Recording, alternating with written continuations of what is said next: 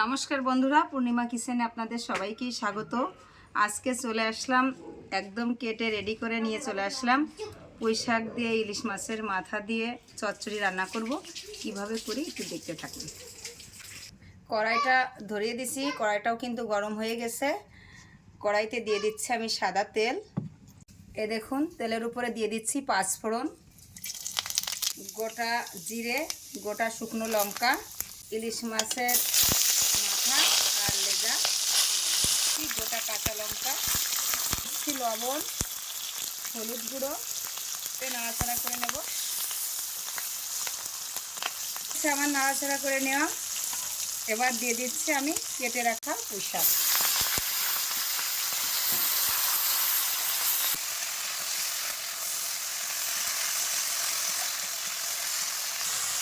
এই ডাঁটাটা সিদ্ধ হওয়ার জন্য দিয়ে দিচ্ছি সামান্য একটু জল।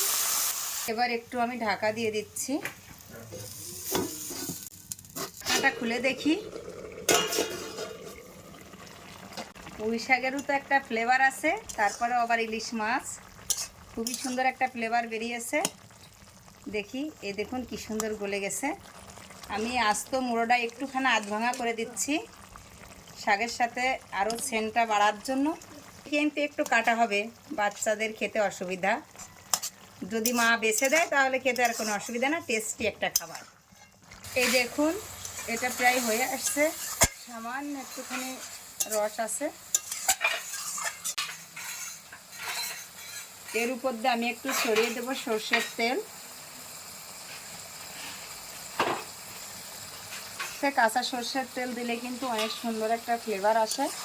নামানোর আগ দিয়ে এটা তেলটা দিয়ে একটুখানি নাড়াচাড়া করে নামিয়ে নেব।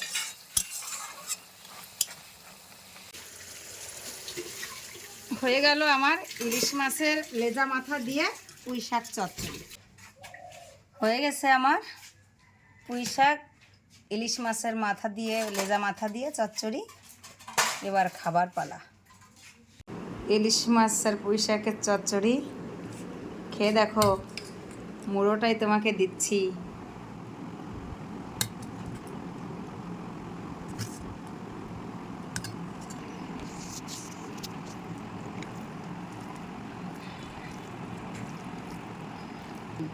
আজকে পুঁই শাক দিয়ে ইলিশ মাছও খেতে হচ্ছে এই পূর্ণিমা কিচেনের জন্য। পুঁই শাক দিয়ে আপনারা কি কখনো ইলিশ মাছ খেয়েছেন? না খেলে কমেন্টে জানাবেন এবং রেসিপিটা অবশ্যই করে খেয়ে দেখবেন। আমি এখন খেয়ে দেখি কেমন হয়েছে।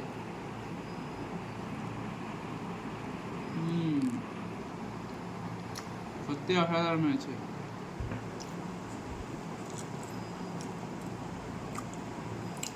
আমি পুঁই শাক দিয়ে মসুর ডাল দিয়ে খেয়েছি, অনেক কিছুতেই খেয়েছি, কিন্তু ইলিশ মাছ দিয়ে প্রথম খাচ্ছি। সত্যি অনেক সুন্দর লাগছে। তা আপনারা এভাবে ট্রাই করবেন এবং বাসায় করে খেয়ে দেখবেন, অনেক সুন্দর লাগবে। এবং আমাদের চ্যানেলটিকে সাবস্ক্রাইব করবেন। ধন্যবাদ।